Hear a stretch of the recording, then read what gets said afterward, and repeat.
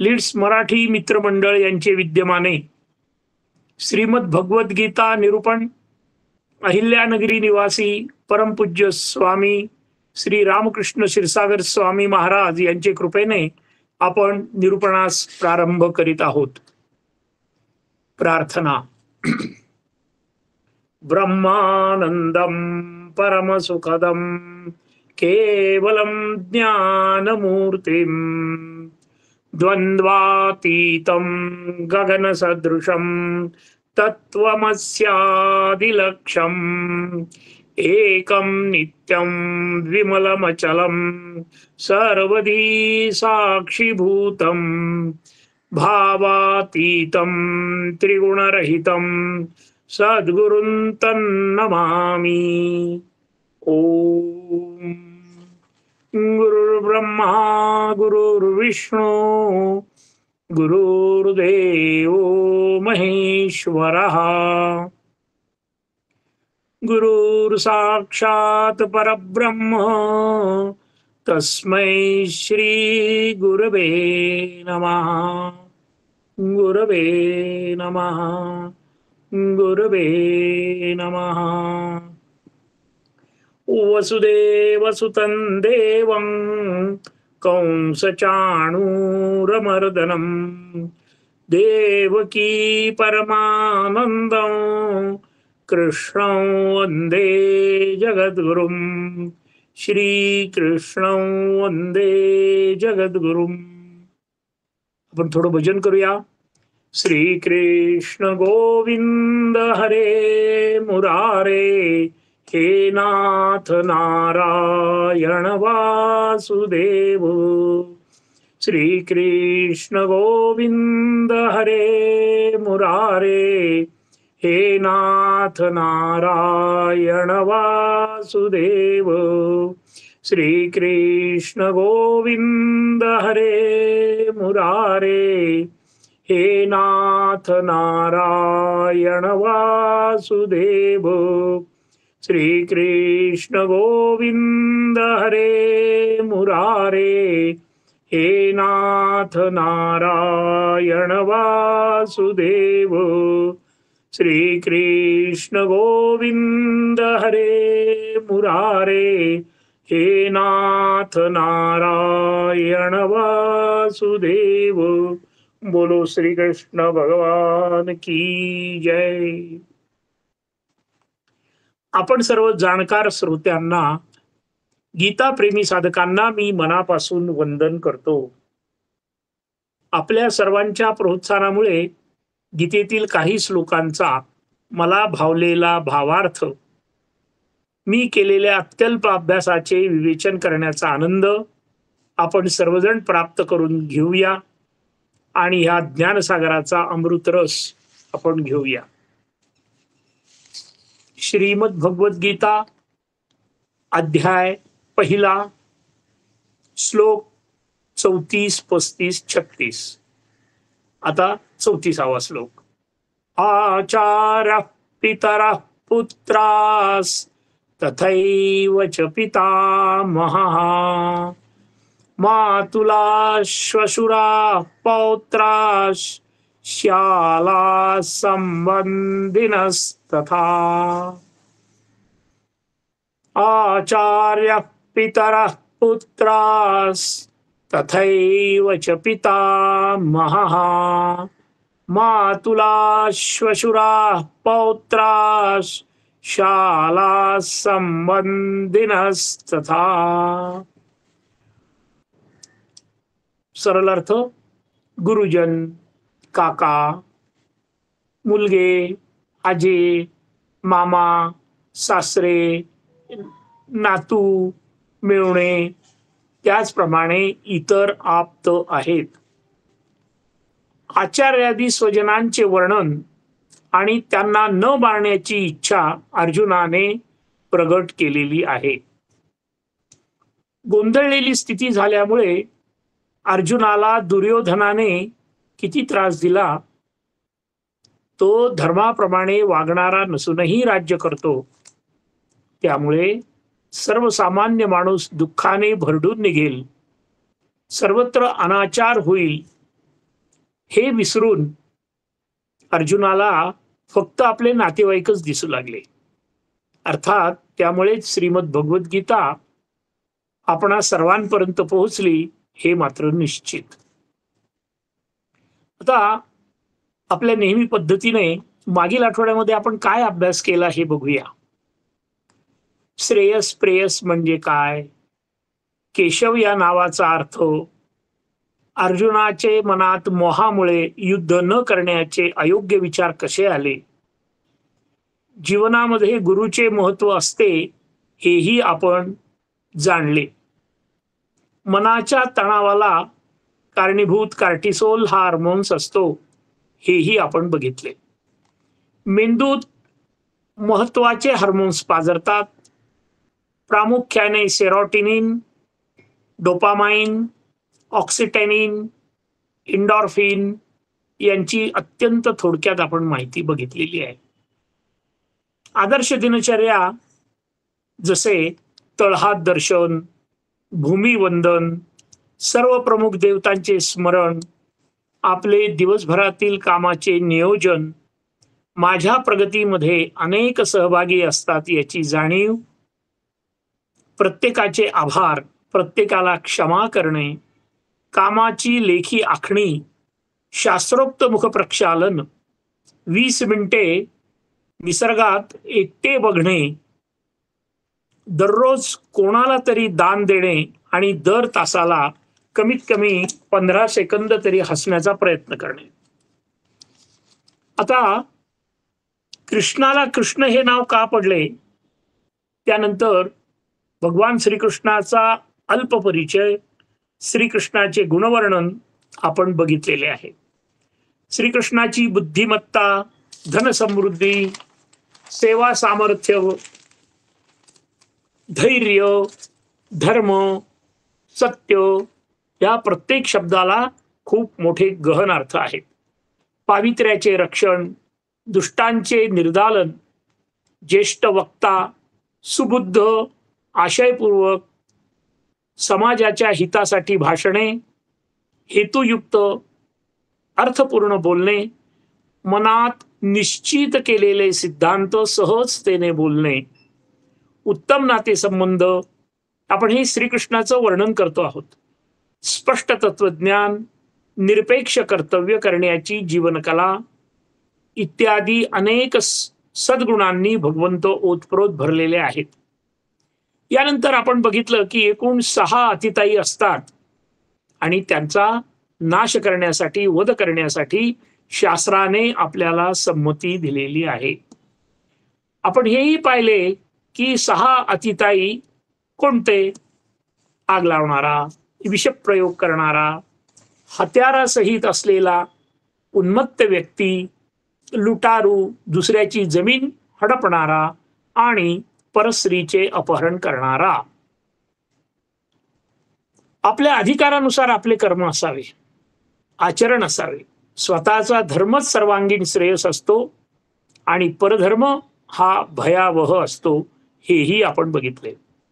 धर्माप्रमाणे न वागणारा, आपला जवळचा नातेवाईक असला तरी त्याचा नाश करावा, त्याच्याशी युद्ध करावे, इतर अनेक गोष्टी आपण मागे बघितल्या. आता या श्लोकामध्ये अर्जुनाने आपल्या बहुतेक सर्व नातेवाईकांचा उल्लेख केला आहे.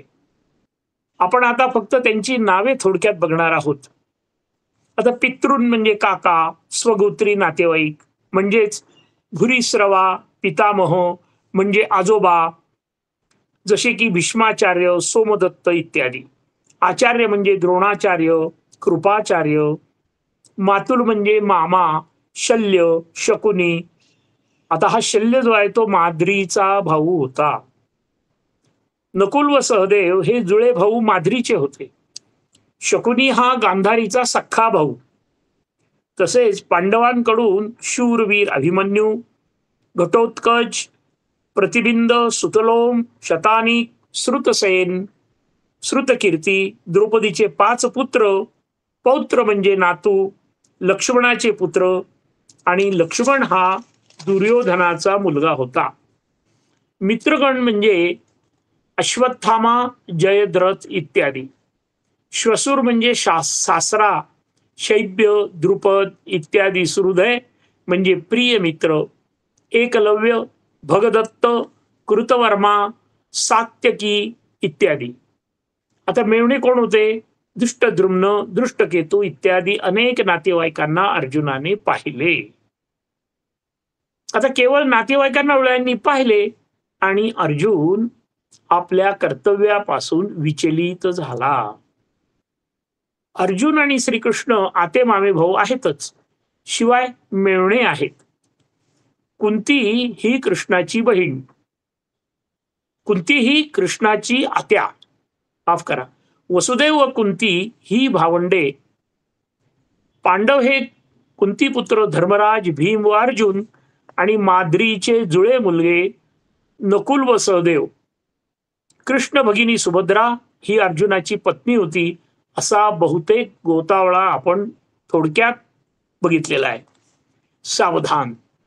आता आपल्यासाठी, आता आपण श्रीमद भगवद्गीता वाचताना, ऐकताना आत्मबोध कसा करावा हे बघूया.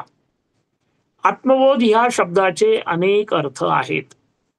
महाभारताच्या धर्मयुद्धात मी कोणासारखा आहे असा प्रश्न आपणच आपल्या मनाला विचारायचा. मी कोण आहे? श्रीकृष्ण, अर्जुन, भीम, युधिष्ठिर, दुर्योधन, कंस, भीष्माचार्य, द्रोणाचार्य, शकुनी, अश्वत्थामा आणि अभिमन्यू पैकी कोणाचे गुणदोष माझ्यात आहेत हे आपण आत्मचिंतन करून ठरवायचंय बरं. आणि आनंदाच्या समुद्रात आपले मन एकदा का आत्मचिंतन केलं की आनंदाच्या समुद्रामध्ये आपले मन मनसोक्त डुंबते, पोहते. मग आपलाच आपल्याला आनंद होतो व आपण समाधानी होतो. अर्थात त्यासाठी वरील सर्व पात्रांचा अत्यल्प परिचय, त्यांचे गुणदोष, स्वभाव, त्यांचा हट्टीपणा, दुराग्रह, धर्मनिष्ठता इत्यादी अनेक पैलूंचा अभ्यास आपण करावा. जगातील आश्चर्य आहे की जगातील 800 कोटी लोकसंख्येत आपण एकमेव युनिक आहोत. त्यामुळे वरील महाभारतातील प्रत्येक पात्रांचे अनेक गुणधर्माचे कॉम्बिनेशन आपण आहोत हे आपल्याच लक्षात येईल. तमसोमा ज्योतिर्गमय या उक्तीनुसार आपण आपल्यामध्ये जाणीवपूर्वक बदल करणं हे आपलं कर्तव्य आहे.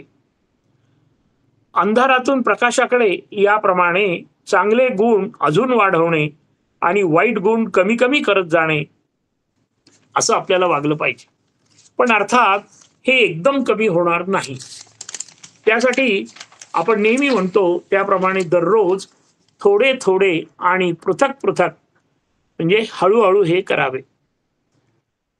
आपलं वय किती का असेना, फक्त आपण वेळ मात्र काढायला हवा असा विचार करण्यासाठी मग एक जीवनाचा एक वेगळाच आनंद आपल्याला प्राप्त होईल यात शंका नाही. मी कोणासारखा आहे हे आपण विचार करून ठरवावे. संपूर्ण गीतेत धृतराष्ट्राच्या तोंडचा एकच श्लोक आहे, माझ्या मुलांनी काय केले व पंडूच्या मुलांनी काय केले. म्हणजे फक्त मी आणि माझी वृत्ती अशी आपली वृत्ती नसावी. आता भीष्म, प्रत्येकाच्या गुणधर्माचा आपण थोडक्यामध्ये 2-2 ओळीमध्ये बघणार आहोत. वडिलांच्या वासनापूर्तीसाठी, समाधानासाठी शास्त्राला तिलांजली देणे योग्य की अयोग्य? वडील मुलगा या नात्याने व युवराज म्हणून घोषित झाल्यावर शास्त्राप्रमाणे गादीवर बसण्याची गरज, आवश्यकता ही भीष्माची होती, परंतु त्यांनी ते केलं नाही. आता भगवान श्रीकृष्णाबद्दल आपण बरंच बोललोय. ते तर प्रत्यक्ष भगवानच होते. त्यांनी सांगितलेल्या गीतेमुळे जगात सनातन धर्म टिकून आहे. त्यांचा उपदेश नीट समजावून घेऊन कर्म, ज्ञान, भक्ती, योग या मार्गाने आपण वागण्याचा प्रयत्न करणं गरजेचं आहे. आता अर्जुनाचं काय? अत्यंत सरळ, प्रामाणिक, शूरवीर व धर्माप्रमाणे वागण्याचा 100% प्रयत्न केल्यास आपल्या संपूर्ण समाजाला, नातेवाईकांना त्याचा फायदाच होतो. हे आपण अर्जुनाचं उदाहरण बघितलं तर आपल्या लक्षात येतं. भीमाबद्दल बोलायचं ठरलं तर महावीर, बलदंड, स्पष्ट वक्ता, आज्ञाधारक, शूर, लढवय्या, आणि तो त्याला शत्रू अत्यंत घाबरत होते. आता युधिष्ठिर, युधिष्ठिर म्हणजे धर्मराज, फक्त धर्माप्रमाणे वागणारा, अत्यंत हुशार, प्रामाणिक, शत्रूलाही योग्य वेळेस मदत करणारा, सत्यमेव जयते या उक्तीवर विश्वास असणारा, पापभीरू, आयुष्यात एकदाच खोटे बोललेले, नरोवा कुंजरोबा, पण स्वर्गात मात्र जाणारा एकमेव पांडव होता. तर दुर्योधन, दुर्योधनाबद्दल आपण बरंच बोललोय. धर्माप्रमाणे न वागणारा, कपटी, दुराचारी, अतिताई, विचार करून निर्णय न घेणारा, मत्सरी, लोभी, दुष्ट, दुसऱ्याला लज्जित करण्यात अग्रेसर, हुकुमशहा इत्यादी अनेक दुर्गुणांनी भरलेले, शेवटी 99 भाऊ अनेक राज्यांच्या प्रजेचा आणि राजांचा नाश करण्यासाठी कारणीभूत झालेला. आता कंसाबद्दल 2 ओळी. धर्माचा अभ्यास नसल्याने मरणाला घाबरणारा, वडिलांना कैदेत ठेवणारा, भगवान श्रीकृष्णाला ठार मारण्यासाठी प्रयत्नांची पराकाष्ठा करणारा, बहिणीलाही कैद करणारा आणि बालकांचा नाश करणारा. आता द्रोणाचार्य, द्रोणाचार्यांच्या बद्दल काय आहे तर अत्यंत उत्कृष्ट गुरु, अजिंक्य, शस्त्र आणि अस्त्रामध्ये निपुण, त्यांना कोणीही अडवू शकत नव्हते, पण ते भावनेच्या आहारी गेले आणि पुत्र वियोगाने त्यांनी शस्त्र खाली ठेवले. आता शकुनी कसा होता? अत्यंत कपटी, कारस्थानी, कुरुवंशाचा नाश करण्यासाठी कौरवांच्यातच राहून त्यांचा नाश करणारा विश्वासघातकी. आता अश्वत्थामा आहे, अभिमन्यू आहे. तर अभिमन्यू बद्दल एवढंच सांगायचं की अर्जुन पुत्र पूर्ण न विचार करता अपूर्ण माहितीच्या आधारे बेधडक चक्रव्यूहात शिरून स्वतःचा नाश करून घेणारा, असं त्याचं वर्णन नाविलाजाने करावं लागतं.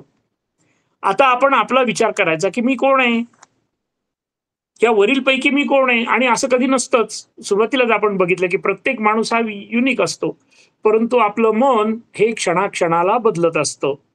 त्याप्रमाणे आपण आपल्या स्वतःचा अभ्यास करणं, आत्मज्ञान मिळवणं हे अत्यंत गरजेचे आहे. आपण या संसारात जे राहतो तो संसार क्षणभंगूर, अनित्य व मिथ्या आहे. परिस्थिती क्षणाक्षणापर्यंत, क्षणाक्षणाला बदलत असते. आपल्या भूमिका बदलत असतात. त्याप्रमाणे परिस्थिती, वातावरण, सहभागी होणारी माणसं सारखी बदलत असतात. त्या माणसांचं वागणं, बोलणं, प्रतिसाद देणं बदलत असतं.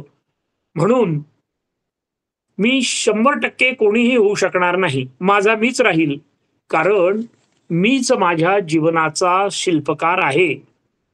मग आपण आपला स्वभाव कसा ओळखावा? तर ते कोण ओळखणार आहे? आपणच स्वतः ओळखायचंय. यासाठी दररोज फक्त 5 मिनिट ते 45 मिनिट विचारपूर्वक फक्त स्वतःचा विचार करणं आणि आपण कसं वागतोय त्रयस्थाप्रमाणे आपल्या वागणुकीकडे लक्ष देणं. ते कसे? आता ते बघा कसं. उदाहरण म्हणून आपण बघूया की मी गाडी चालवताना एखादी व्यक्ती रस्त्यावर अचानक माझ्या गाडीच्या समोर आली. मग माझी प्रतिक्रिया काय असतील तर त्यात माझ्या अनुभवाचा, विचार करण्याच्या पद्धतीवरून, माझ्या त्यावेळेसच्या मनस्थितीवरून अनेक गोष्टी या सर्व माझ्या प्रतिक्रिया देण्यावर अवलंबून असतील. आपण कल्पना करा की गाडीच्या समोर एखादा माणूस आडवा गेलाय. मग आता त्याची पूर्वपीठिका अशी आहे की मी जर घरातून रागामध्ये भांडण करून निघालो असेल तर मी माझ्या रस्त्यात येणाऱ्या व्यक्तीशी भांडेल, रागवेल, क्वचित प्रसंगी त्याला शिवीगाळही करेल. मी जर आनंदाने घरातून निघालो असेल तर ती व्यक्ती म्हणेल, मी त्या व्यक्तीला म्हणेल, काका जरा हळू चला, बघून चला.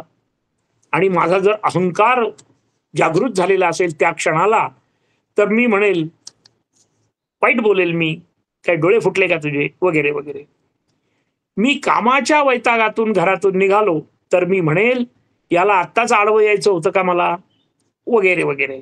म्हणजे घटना जरी एक असली तरी प्रत्येकाचे त्या घटनेकडे बघण्याचे निरनिराळे विचार, मत आणि प्रतिक्रिया असतात.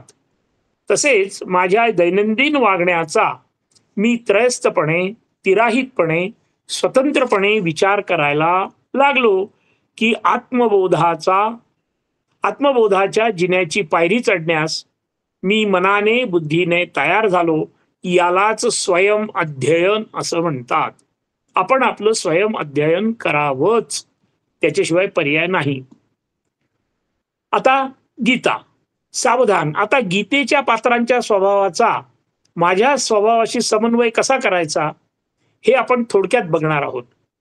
दुर्योधन अत्यंत लोभी अन्यायी होता. मी तसा आहे का?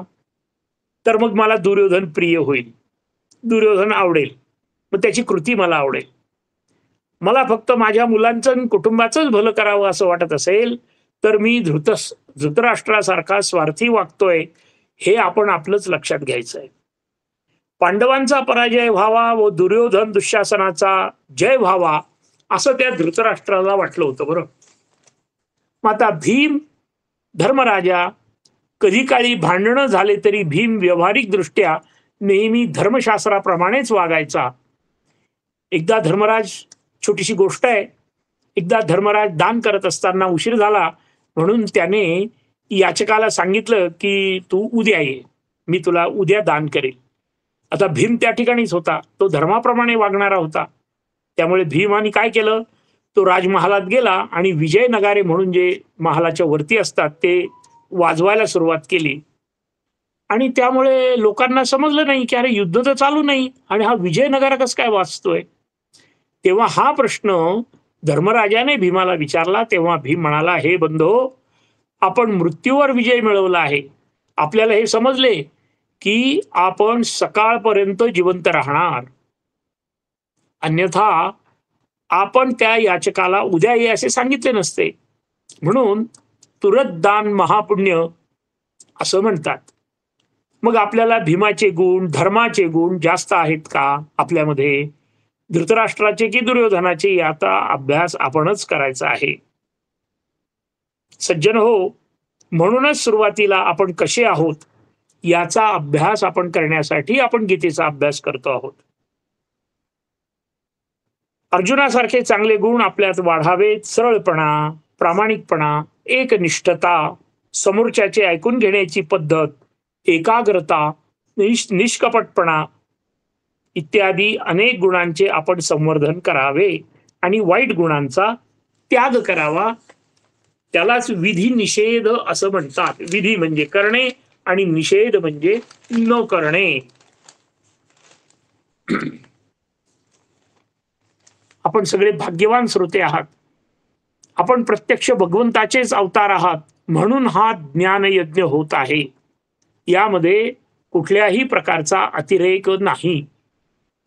गीतेच्या प्रत्येक श्लोकाला मंत्राचा दर्जा आहे. मंत्र या शब्दाचा अर्थ मनने त्रायते इति मंत्रः, ज्याच्यावर आपण विचार केला असता आपल्याला आयुध मिळते, सामुग्री मिळते, स्वतःला वाचवण्याची, स्वतःला उद्धरून नेण्यासाठी, स्वतः सावरत जाण्याची. अशा पद्धतीने या श्लोकांना मंत्राचा दर्जा आहे. मंत्र ह्या दृष्टीने पाहायचा म्हणजे त्याच्यावर मनन करायचं, विचार करायचा, पण आचार्य आणि ज्ञानेश्वर महाराजांच्या पद्धतीप्रमाणे करायचा. म्हणजेच त्याचा अर्थ त्यांनी कसा लावला असेल असा विचार करायचा आणि शिकलं की त्या श्लोकाला मंत्राचा दर्जा प्राप्त होतो.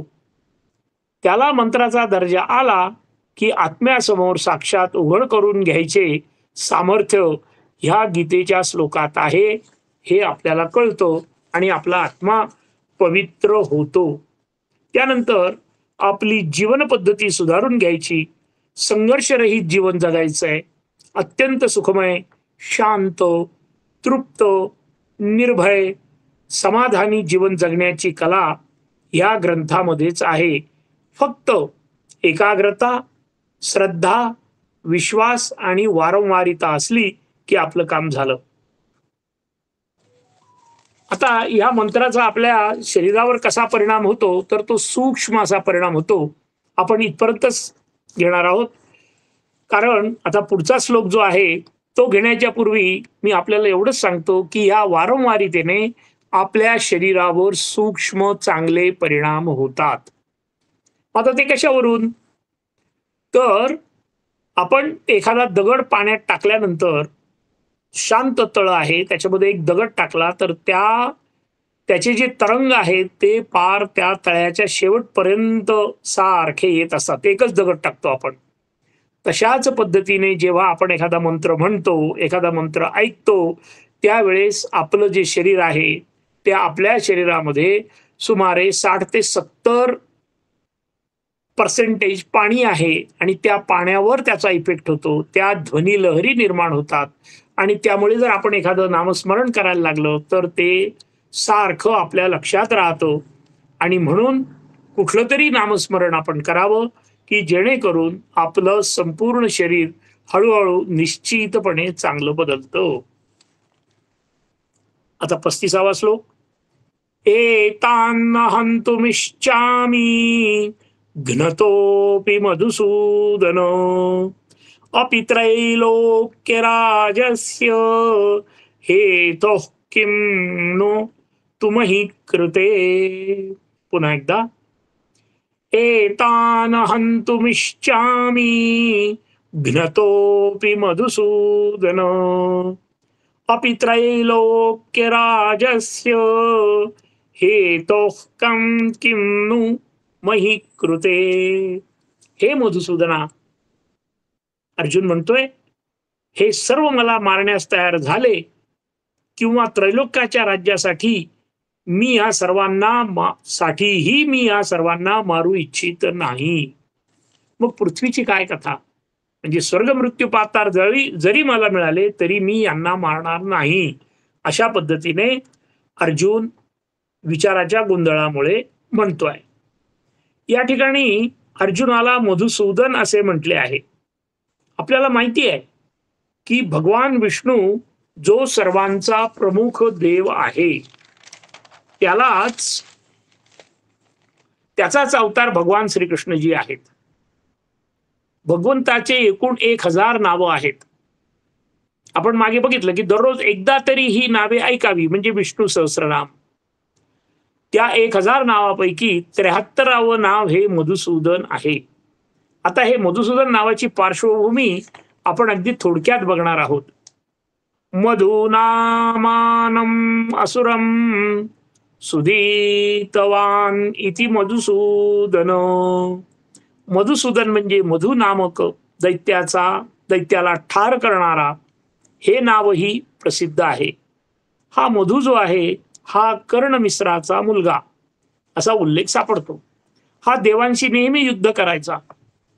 अनेक संतांनी अभंगामध्ये, कवणामध्ये, ओवीमध्ये याचा अत्यंत प्रेमाने उल्लेख केलेला आहे, आवडीने उल्लेख केलेला आहे, श्रद्धेने उल्लेख केलेला आहे या नावाचा. राक्षस हे कामरूप म्हणजे हवे तसे रूप घेणारे, कामवासना हेच राक्षसांचे खरे रूप आहे. हा काम नाना मोहक रूपे घेऊन येतो. मोठमोठ्या ऋषींनाही त्याने रसातळाला नेले आहे. उदाहरणार्थ विश्वामित्र आणि मेनका. त्यांची तपश्चर्या भंग झाली केवळ त्या अप्सरेमुळे. म्हणून आपण सर्वजण या विषयरूपी काम राक्षसाला आपल्या अंतःकरणातून नष्ट करून टाकूया. अंतःकरण हे शेतीसारखे असते. आता शेतीसारखे असते म्हणजे काय? तर शेतीला जसं नांगरणं, त्यानंतर बी पेरणं, त्याच्यानंतर मी आता थोडक्यात घेतो ते, तर त्याप्रमाणे जसं पीक येतं आणि मग मळणी करतो आपण, मग उपटणी करतात आणि नंतर धान्य व कोंडा भुसा वेगवेगळा केला जातो आणि त्यानंतर स्वच्छ व निर्मळ धान्य तयार होते. तसंच आपलं अंतःकरण शुद्ध करून मोहाच्या आणि अंतिम सत्याचा आनंद प्राप्त करून आपण घेऊ शकतो. अंतःकरण हे प्रत्येक जिवंत व्यक्तीत व जनावरे, झाडे, वेली, वनस्पती, पाणी यातही असते. ते फक्त आपल्याला ओळखता आले पाहिजे. इतरांचे अंतःकरण कसे ओळखावे त्याचाही अभ्यास आपण निश्चित करणार आहोत.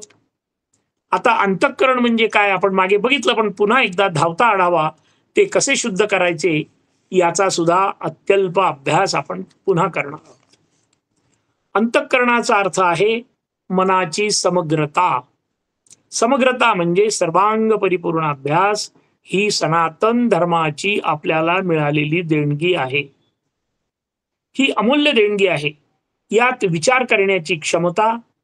अंतःकरण म्हणजे काय आपण बघतोय विवेकाने वागण्याची क्षमता, अहंकार व चित्त या 4 गोष्टी मिळून अंतःकरण तयार होते. जगात कोणाचेही अंतःकरण एकसारखे नसते. त्यानंतर एकाचे अंतःकरण एका वेळेस जसे असेल तसे ते नेहमी नसते. अशा प्रकारे विश्वातील संपूर्ण जीव सृष्टीचे अंतःकरण क्षणाक्षणाला नेहमी बदलत असते आणि त्यालाच संसार असे म्हणतात. म्हणून संसार हा अनित्य आहे, क्षणभंगूर आहे. अंतःकरणामुळे सुखदुःखाचा अनुभव येतो. अंतःकरणामध्ये स्मरण, संकल्प, विकल्प, निश्चय या गोष्टी निर्माण होतात. आता अंतःकरण शुद्ध करण्याच्या विविध पद्धती, त्या अगोदर पुन्हा आपण हेच बघतो आहोत की मी कसा आहे याचा सूक्ष्म अभ्यास करणं. माझे गुण दोष मला माहित पाहिजे. गुण वाढवायचे व दोष कमी करायचे. विधी निषेध आपण बघितलं. विधी म्हणजे करणे आणि निषेध म्हणजे न करणे. मी प्रत्येक क्षणात माझ्यातला चांगला बदल करायला शिकले पाहिजे आणि माझे अंतःकरण शुद्ध व निर्मळ होण्यासाठी मला काय अडचणी आहेत, त्या कोणत्या आहेत, त्या अडचणी येऊ नये म्हणून मी काय उपाययोजना करायची याचाही सूक्ष्म अभ्यास करण्याची सवय मला लागली पाहिजे. म्हणजे माझे अंतःकरण निश्चित शुद्ध होईल आणि प्रयत्नाने हे होतं. मला हे माहिती पाहिजे की मन म्हणजे संकल्प विकल्पाच्या वृत्तीला मन म्हणतात. निश्चयात्मक वृत्तीला बुद्धी म्हणतात आणि मन आणि बुद्धीला जोडणारी वृत्ती म्हणजे चित्त आणि अभिमानात्मक वृत्ती म्हणजे अहंकार. अंतःकरणी शुद्धीची इच्छा निर्माण झाल्यावर भक्ती व साधना करणे गरजेचे आहे. ती एकदम येणार नाही, परंतु आपण प्रयत्न जरूर करायचा आहे. आणि मग भक्ती म्हणजे काय, साधना म्हणजे काय याचा सुद्धा आपल्या मनामध्ये विचार आला पाहिजे. कमीत कमी कामना इच्छा ठेवून आपण जगलं पाहिजे. सनातन धर्माच्या गोष्टी, कथा, संत चरित्र वारंवार पठण करून त्यांचा सारांश काढून व वरिष्ठ किंवा गुरुच्या मार्गदर्शनाखाली जाणीवपूर्वक साधना व प्रयत्न करावे लागतात. इंद्रियामार्फत सात्विक विषयांचेही संयमपूर्वक सेवन केल्याने अंतःकरण शुद्ध होते. विशेषतः आता हे कोणाला आवडेल कोणाला नाही आवडणार, परंतु वस्तुस्थिती अशी आहे की कांदा, लसूण आणि मांसाहार केल्यानंतर आपलं अंतःकरण लवकर शुद्ध होत नाही. आणि हा वडीलधारी गुरु आणि संतजनांचा अनुभव आहे, म्हणून मी आपल्याला सांगतोय. आपण मागे बघितलं की आध्यात्मिक दृष्टीने शौच, संतोष, तपस्वाध्याय विशेषतः ध्यान केल्याने अंतःकरण आपले शुद्ध होते. मनात नकारात्मक विचार आल्यास त्यांना मनातून जाणीवपूर्वक हाकलून देऊन सकारात्मक विचारांचे स्वागत केले, चिंतन केले की अंतःकरण आपलं शुद्ध होतं. आता त्याचं उदाहरण आपण मागे बघितलं होतं की स्वयंपाकघरामध्ये झुरळ आहे. आपण काय करतो, इमर्जन्सी डिक्लेअर करतो, मग कुणी काय घेतं आणि त्या झुरळाला आपण बाहेर टाकून देतो. तसं आपल्या मनामध्ये जर वाईट विचार आले तर त्याला लगेच झटकून टाकण्याचा प्रयत्न आपण जाणीवपूर्वक करायचा आहे. सुरुवातीला ते होत नाही, पण नंतर मात्र निश्चित होतं, यात शंका नाही. निहत्य धार्त राष्ट्रांनां का प्रीतिस्या जनार्दन पापमेवाश्रयेदस्मान् हत्वैतानाततायिनः. पुन्हा एकदा. निहत्य धार्त राष्ट्राणां का प्रीतिश्चास् जनार्दन पापमेवाश्रयेदस्मान् हत्वैतानाततायिनः. अर्जुन म्हणतो, हे जनार्दना, धृतराष्ट्राच्या मुलांना मारून आम्हाला कोणते सुख मिळणार? या आतताईंना मारून आम्हाला पापच लागणार, असा सरळ अर्थ या श्लोकाचा आहे. आता पुन्हा भगवंताच्या अनेक नावापैकी, भगवंताला किती नाव आहेत? 1000 नावं आहेत आणि त्याचं काही कारण आहे. तर आता जसे कारण येतील त्या पद्धतीने आपण बघणार आहोत. ते भगवंताच्या अनेक नावापैकी जनार्दन हे एक नाव आहे. जनान दुर्जनान निर्दयती हिनस्ती इति वा जनार्दनाः, किंवा जनय पुरुषार्थम याचते इति जनार्दनाः. जो दुर्जनांचा नाश करतो व दुष्टांना अधोगतीला नेतो, किंवा भक्तजन ज्याच्या जवळ पुरुषार्थाची म्हणजे इहलोक परलोक सुखाची याचना करतात. जन म्हणजे तुम्ही आम्ही जीव, आणि अर्दन म्हणजे दुष्टांना त्रास देणारा, त्यांना नष्ट करणारा, म्हणून जनार्दन हे नाव भगवंताचे आहे. पाप करणाऱ्यांना तो दुःख देतो, त्यांना शिक्षा करतो, त्यांच्या पापाचे प्रायश्चित्त त्यांना करायला भाग पाडतो, आणि पुण्यवान व्यक्तीला, जो नेहमी पुण्य करतो, त्यांना त्यांच्या कर्माचे चांगले फळ देण्याची जबाबदारी भगवंताची आहे. त्यांना चांगल्या मार्गाला लावतो, त्यांना संत संगती घडवून आणतो, त्यांच्याकडून चांगली समाजसेवा घडवून आणतो. गीतेच्या 9व्या अध्यायातील 33व्या श्लोकामध्ये म्हटलं आहे, किम पुनः ब्राह्मणः पुण्या भक्ता राजर्षयस्तथा अनित्यं सुखं लोकमीमं प्राप्य भजस्व माम. अर्थात पुण्यशील ब्राह्मण तसेच राजर्षी निश्चिम भक्त मला शरण येऊन परमगतीला प्राप्त होतात. म्हणून अर्जुना, हे मनुष्य शरीर सुखकारक नाही, शरीर हे नाशवंत आहे. असे जरी असले तरी तू माझेच भजन कर, म्हणजे मी तुला निरंतर सुखच देईन. आता पुन्हा भगवंताच्या 1000 नावापैकी जनार्दन हे नाव अतिशय लोकप्रिय आहे. गृहस्थाश्रमी असूनही भरपूर ग्रंथ संपदा लिहिणारे संत एकनाथ महाराज हे त्यांच्या अभंगाचे शेवटी एका जनार्दनी शरण असा उल्लेख करत असत. कारण 2, त्यांच्या गुरूंचेही नाव जनार्दन होते आणि भगवंताचे पण एक नाव जनार्दन आहे. अर्जुन भगवंताला म्हणतात, या आतताईंना ठार करून मी पापाचा वाटेकरू होणार नाही. याचा अर्थ आतताईंना ठार मारणे हे धर्मशास्त्राला धरून योग्य असले तरी अर्जुन मोहग्रस्त झाल्यामुळे ते विसरला. शक्ती कोणतीही असो, सगळ्यात महत्वाचं वाक्य आहे हे, शक्ती कोणतीही असो, पण त्या शक्तीवर आपलं नियंत्रण पाहिजे. त्या शक्तीचं आपल्यावर नियंत्रण नको, कारण अहम ब्रह्मास्मी. मग याचं उदाहरण कोणतं आहे? तर घोडा गाडीच्या चालकाने जर घोड्यावर पूर्ण नियंत्रण ठेवलं नाही तर तो घोडा ती गाडी कुठेही घेऊन जाईल. तशाच प्रमाणे तो घोडा रस्त्याने अनियंत्रितपणे चालला तर मोठा अनर्थ होईल. म्हणून जाणीवपूर्वक प्रत्येकाने आपल्या इंद्रियावर ताबा मिळवण्यासाठी आटोकाट प्रयत्न करायचा आहे. हे एकदम होणार नाही, परंतु निश्चित होईल. गीतेच्या वचनांचा आपल्या वर्तमान काळातील जीवनात कसा उपयोग करता येईल याचं चिंतन प्रत्येकानं केलंच पाहिजे. असा चाणाक्षपणा आध्यात्मिक क्षेत्रात सुद्धा आवश्यकतेनुसार सावधपणा सुद्धा आवश्यक आहे.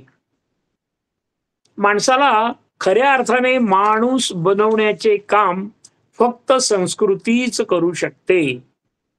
भारतीय सनातन संस्कृती ही एक महान व अति प्राचीन संस्कृती आहे. प्रत्येक संस्कृतीला, आता हे थोडं महत्वाचं आहे, आपण बघूया.